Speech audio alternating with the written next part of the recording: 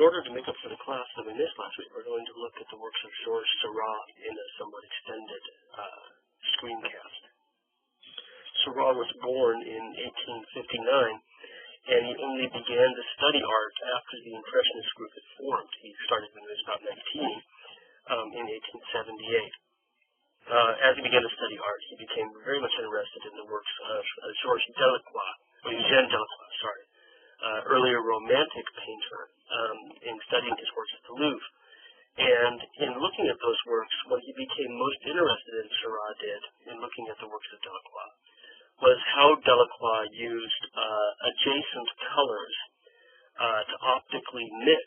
In other words, instead of blending the colors on the canvas, he placed the colors side by side and allowed the viewer looking at it from a distance for those colors to blend together. This is especially obvious if we look, for example, here, in particular the area on the arm of the figure, where you can see quite clearly that there's these splotches of orange and blue and white that when you back off from a distance and you see it from afar, in fact, blend together. And this is something rather new at the time of Delacroix, something rather innovative and of great importance to the development of Impressionism. His interest in Delacroix probably also fueled his interest in writings about color from the 19th century, the properties of color. And in particular, a writing that was published around the time of Delacroix's work by Michel-Eugène Chevreul, called The Law of the Simultaneous Contrast of Colors, which was being developed when Delacroix was painting the Massacre of Chios, but was only published 15 years later. And where he talks about exactly the things that Delacroix is doing in his works. Seurat was known to have read these as well. For Chevreul, he was interested in how colors behave because he was, in fact, the director of a tapestry manufacturing, the Gobelins tapestry manufactory. So for him, of course, this idea of adjacent colors blending was key because that's exactly what happens when you work on a tapestry. Returning to Seurat, in 1879, he visited the Fourth Impressionist exhibition, and in particular, he was struck by the works by Monet and Pissarro, which he said in his writings that they produced in him what he's called an unexpected and profound shock. These things together, his study of Delacroix plus his early interest in the Impressionists led to a lifelong interest in the properties of color. And he continued to research modern scientific ideas. In particular, he owned a copy of Charles Blanc's Grammar of the Arts of Design, Grammaire des Arts du Dessin, which was published in 1867. One of the things that Blanc was interested in was how complementary colors behaved next to each other. In other words, opposites on the color wheel, blue and orange, yellow and purple, green and red. And in fact, it was Charles Blanc who developed the very first modern color wheel, which we actually see here. In addition to the writings of Blanc, Seurat's studies also sent him to Ogden Road, the scientific theory of color, which we know he read as soon as it was published in 1881. One of Rhodes' principal theses was that color can be achieved by placing dots of color next to each other, which is obviously key for Seurat, as we'll see, and that the eye would then blend these to form our perception of color. All of this comes from a theory that was published in the early 19th century called the Young-Helmholtz theory. And they were the scientists who came up with the idea that our eyes have cones in them, and that the cones in our eye perceive three different colors, blue, green, and red. Not the primary colors, right, but blue, green, and red. And that our cones in our eyes are receptive to each of these particular colors. This is exactly how television sets work as well, or at least used to back in the day, with dots of colors that your eye optically blended into the full range of the spectrum. So these scientific analyses, Ogden Road, Charles Blanc, and Michel-Eugène Chevreul, really formed the basis for Seurat's lifelong interest in color, and in particular the scientific properties of color. He began to apply these studies to large-scale paintings around 1883, working in the Paris suburbs, quite like many of the other artists we've talked about, working outside of the city along the banks of the Seine. So here we see his first major work, 6.5 by 10 feet. It's huge. It's in London today. The Bathers at Asnières. And in order to come up with the final composition, he did a number of small-scale sketches. The one in the National Gallery on your left is nothing more than about 10 inches across. A tiny little sketch that he prepared at the out-of-doors, working his way up to the final composition, where we see now bathers playing in the river, and you can see the basis for this very composition. Here's a second study for the same painting that we have also in the National Gallery. Very, very deliberate in the way that he works, never very sketchy at all, as a matter of fact. Numerous press studies, most of them painted outside, whereas the finished work, again at 10 feet across, is painted entirely in the studio. We have a third study of just the clothing that you see scattered along the side of the banks here, as again, just working out every possible aspect of the composition. Very, very deliberate, which is a hallmark of Seurat's work. There are 14 different known studies for this finished composition, and he kept them hung on the walls of his studios while he worked out the final composition. As he gets to the composition, the final work, his method is every bit as deliberate as the preparatory studies that led up to it. As you can see, when we look at the composition, he's very deliberate in his brushstrokes, and they're very regularized. In this particular case, they're primarily these sort of diagonal crosshatches that you see. He had a particular word for balayer, which basically means cross-hatching as well. He would apply down a sort of a flat color and come over the top of it with these other colors in these flitting diagonal strokes that he said were to suggest the flickering play of sunlight. In fact, anything that was meant to flicker had these kinds of strokes, and you can see here, for example, the grass seems to be picked up in the movement of the dog, the hair of the dog having that same sort of flickering quality. And even the very edge of this recumbent figure that the dog is laying next to has a little bit of that sort of breezy quality that's coming off of those crosshatches in the shadows that you can see just behind the hind of the dog. The water, on the other hand, is painted entirely differently. It's painted with entirely horizontal strokes as well, the flat horizontal strokes. So he's really incredibly deliberate in the paint application here, using it to evoke some of the textural qualities, the physical qualities of the things that he's painting. That said, the human bodies themselves are incredibly smooth by comparison. They really stand out from the background, from the setting, by being painted differently. So it gives them, again, I think that smoothness gives them a sort of artificial quality that, again, is typical for a lot of the works by Seurat. As we look more closely, you can see certain areas, for example, around the hat, have a series of sort of heavier-handed dots that aren't those sort of flickering crosshatches that you see. These were probably repainted later in 1887 because Seurat, in fact, hadn't really developed the dot technique until sort of 1886 or so, 1885, 1886. And after he did, he went back and repainted some of his earlier works with those tiny dots for which he's best known. Now, as I mentioned, his figures have a deliberate and artificial stillness. There's something about them that seems really quite frozen. Almost everybody is in profile. He tends to lean toward that. Every now and then you get a figure that's introduced somewhat in three-quarter view, but on the norm, the overall impression are these figures that are moving parallel to the picture plane from right to left, or even not even moving is not the right word, but simply sitting there. And historians have often compared this sort of rigid, frozen quality to classical art, in particular ancient Assyrian reliefs that have a similar artificial quality for all of their realistic naturalism. And I think most importantly to ancient Greek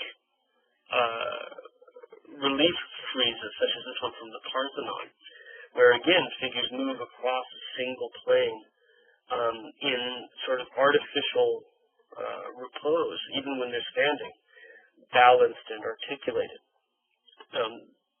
Seurat seems to be very much influenced by these ideas as well. Part of this may owe to an agenda item for Seurat. The famous critic Charles Baudelaire, we talked about before, one of the primary critics who led toward the Impressionists and others painting scenes of modern life. One of the things he had said back in the 1840s was that painters should try to find something grandiose in modern life, something that was timeless and worth championing. And many people have argued that by looking to classical Greek examples, presenting for us a frieze of modern life, every bit like the gods and Athenians of the past. Now, this is exactly what Seurat is doing, that he's presenting to us this modern, wonderful world that is worth championing and remembering in the same way that classical Greece is. One other source that's important for Seurat is the Italian Renaissance, and in particular one artist, Piero della Francesca, not as well known as some of the other heavy hitters, 15th century artist working in Urbino. His works are very much idealized and geometric and have a certain appealing, frozen quality to them. And he was of particular importance to Seurat because Charles Blanc, the man who came up with the color wheel, was actually teaching at the École des Beaux-Arts, the School of Fine Arts, in Paris. And he arranged to have some frescoes by Piero della Francesca transported to Paris and displayed at the school, including this resurrection. So it's something that Seurat would have definitely been aware of. And if you look, for example, at the seated figure in the background, you can see that he has, in fact, almost directly quoted a figure from this Piero work. So we find that this sort of pair of influences, if you will, classical antiquity, particularly classical Greece, and Italian Renaissance provides Seurat with this sort of artificially still world where figures are arranged almost entirely parallel to the picture plane in a very artificial manner. Seurat's most famous work is the Sunday on the island of the Grand Jatte, the Sunday afternoon on the island of the Grand Jatte. And this was probably conceived as a companion piece to the Bathers. They're roughly equal in size. And what it shows is the island on the Seine. It's actually this island back here in the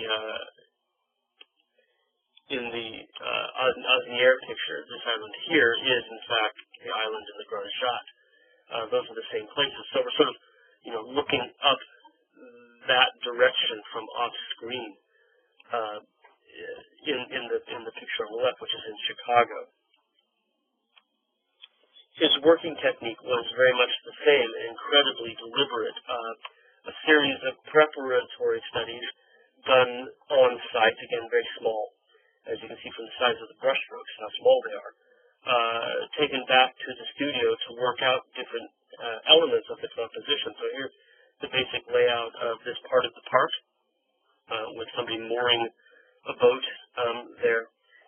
In this detail, the two girls sitting in the center of the composition, the young girl standing next to her mother in this detail. Again, just the same thing we saw with the Bathers picture, where he would then bring these back to the studio and use them for inspiration as he finally composed the final composition. He then, in this very deliberate manner, brought all of these sketches together to a final sketch, not to size, still fairly large, about 4 feet across, but not the same size as the finished picture, but still to lay out all of the different elements, exactly where he's going to put them, what he's going to do with them, and then he would use this one to work out the final composition that you see on your left. And again, this final composition is quite large. You might remember this from Ferris Bueller's Day Off, where we see his friend, I forget his name now, looking at the picture, but it gives you a sense of the scale of the piece. Again, it's around 10 feet across the base. So meant as a companion to the Davis picture, and certainly not our classical definition of Impressionism, which is something that you paint in the outdoors. It's physically impossible, and is entirely the work of these very, very deliberate sketches, very deliberate methods of working. It was only in the final picture that he worked out a new form of applying the paint to the canvas, a style that we now call pointillism, points of paint. But it's a style that he himself called divisionism, dividing the color into these individual dots. But you can see that they're applied everywhere. Now, they're not always consistent. He still has different textures applied different ways. So you can see how the flashes of paint in the bodice of this woman follow the outline of the bodice, or the woman next to her, how they swirl around her dress as it lays out, compared to the way it appears in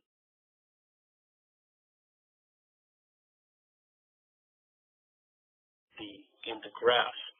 Here in the extreme close-up, you can see that he still has some of those cross-hatching strokes, but they've become much smaller and overlaid with these dots that he developed in 1885, 1886. Again, the pointillist dots for which he's best known, that he called divisionism. He had another term for it, chromoluminarism, color light, if you will, together. And here one other, again, incredibly close detail, where we can see the little butterfly behind the woman's head just here is in fact rendered rather stiffly, if you will. It's supposed to be flying, but it looks rather flat, almost like it's been pinned to a collector's board, but made entirely of these flits of color, red and blue and orange and purple. And again, applied in different directions as well. The orange having a certain angle that contradicts, if you will, counteracts the angle of the light lavender strokes. Again, people have compared this work and many of his works to classical Greek relief sculptures, in the way that there's almost a sense of frozen motion.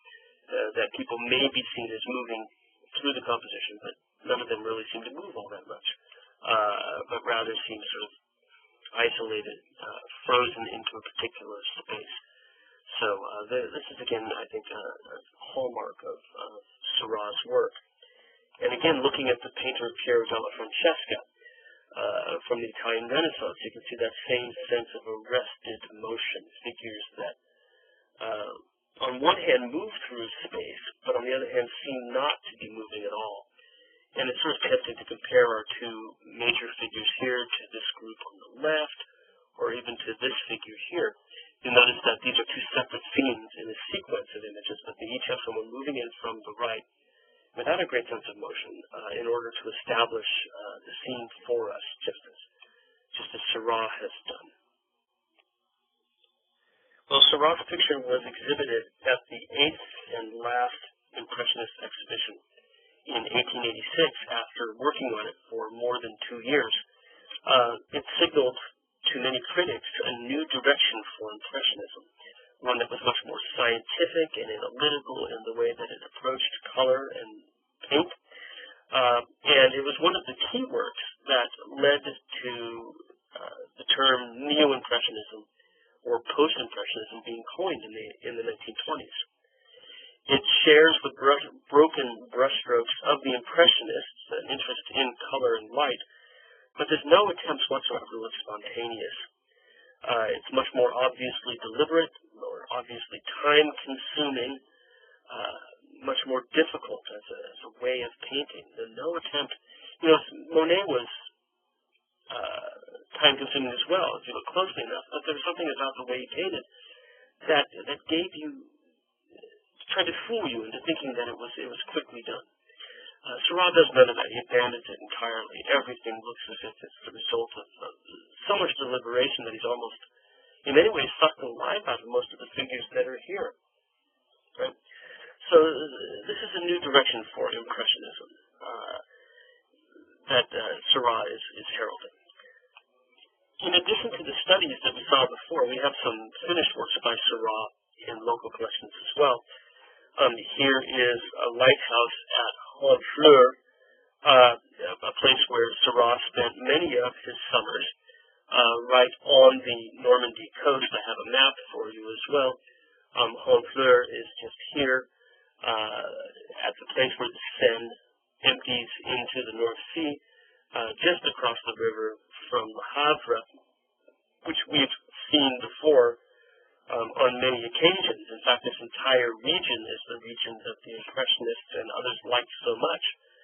We looked at almost all of the towns along the coast here when we were talking about Boudin. And, of course, Le Havre and Saint-Adresse here very much interested Monet. And so if we think about Monet's Impression Sunrise, which is painted sort of looking this direction, he's kind of looking toward Honfleur, although he's in the inner harbor here, so you can't see it past it. But you can imagine that our sunrise is in many ways sort of rising from the direction of Honfleur. In fact, the things that Seurat focuses on, we already saw in another painting by Monet, his first picture that he ever submitted to the Salon, which is where the mouth of the Seine is, and that's the same lighthouse in Monet's picture that we see dominating Seurat's. But as you can see, Seurat's on the opposite side of the lighthouse, and in fact gives us, I believe, that jetty that's over toward the Le Havre side of the mouth of the Seine. The comparison is a telling one in that Monet is interested in weather patterns, a sense of the breeze moving through, the water is moving, the boats are moving. And yet in Seurat's picture, nothing moves. It's entirely still, which is typical for his work. This stillness is emphasized when you look more closely at the paint. The way in which he applies is so deliberate, so exacting, so precise, that it denies any sense of weather patterns or motion or movement. It really freezes the picture in many different ways. I don't mean this disparagingly. I think they're really quite lovely pictures. But there is something about the way in which he paints that really does sort of slow things down, stop them in their tracks.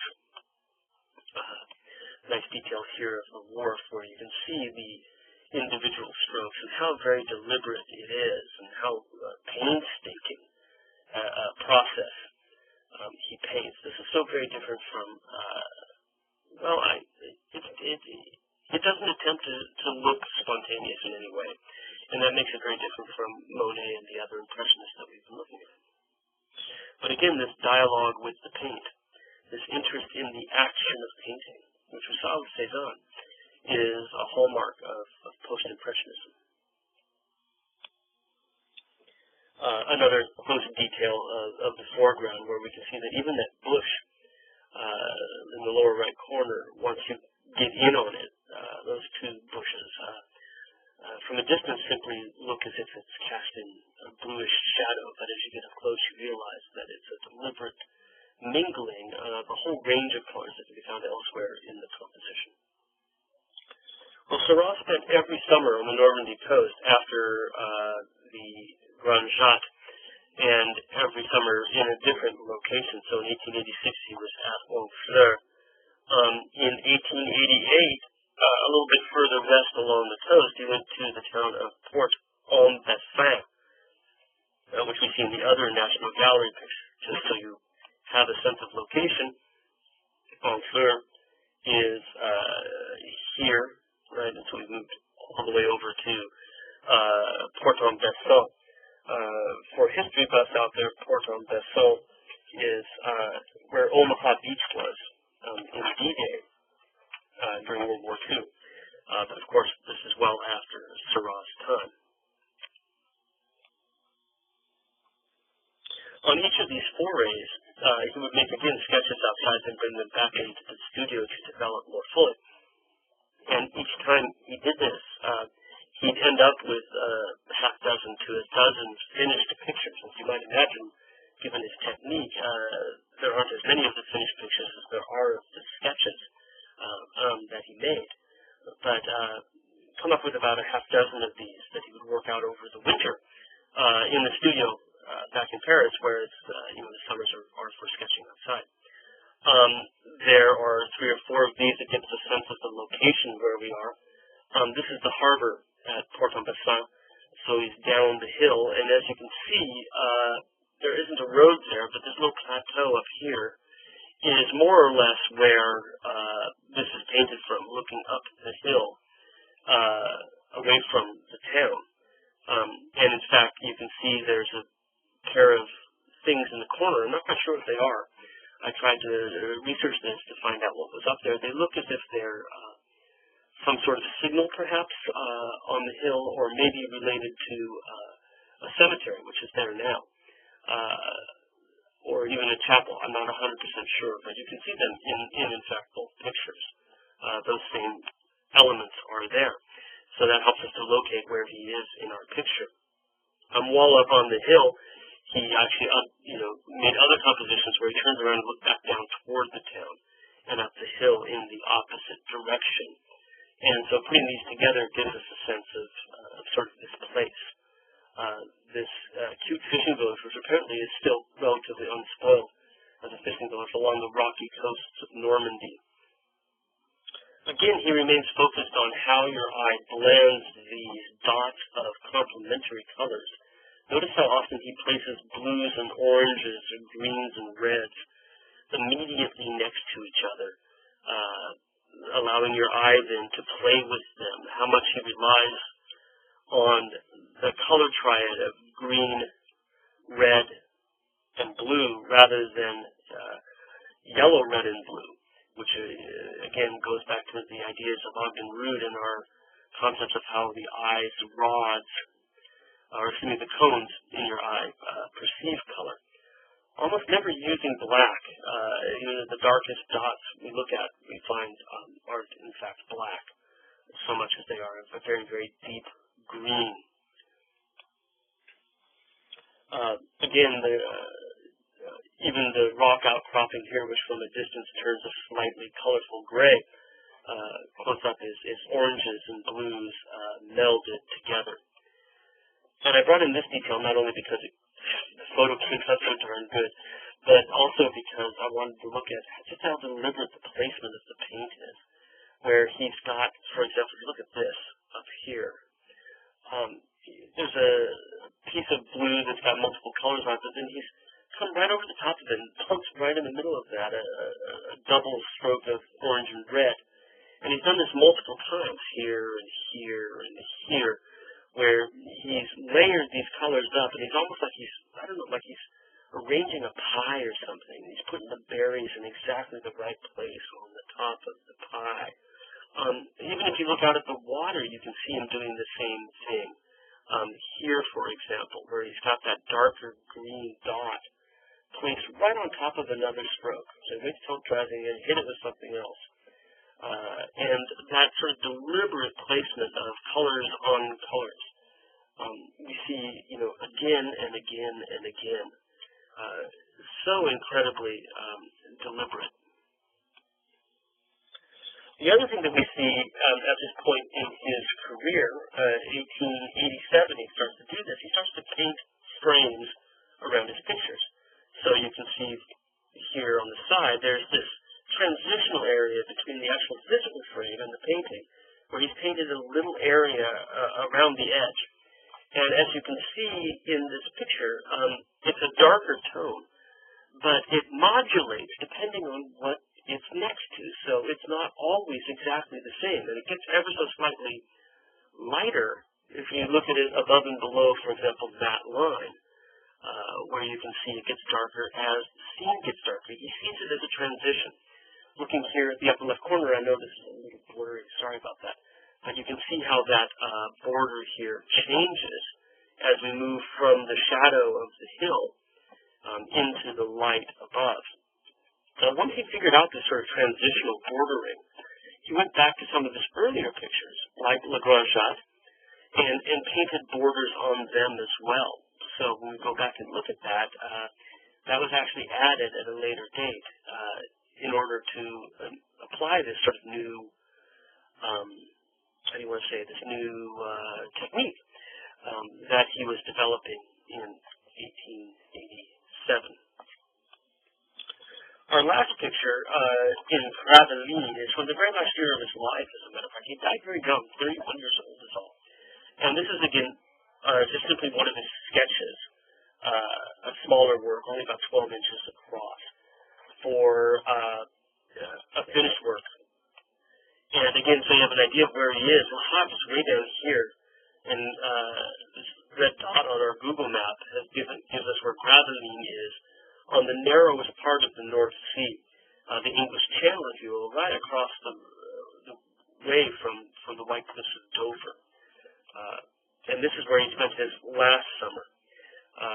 But you can see the same interest in using bits of color that are usually opposites on the color wheel next to each other, blues and oranges, greens and reds, dominating these colors, and then around the outside, this transitional frame, in this case a sort of double transitional frame, right? There's not only the frame itself seems to be painted, but then within that there's a little transitional area.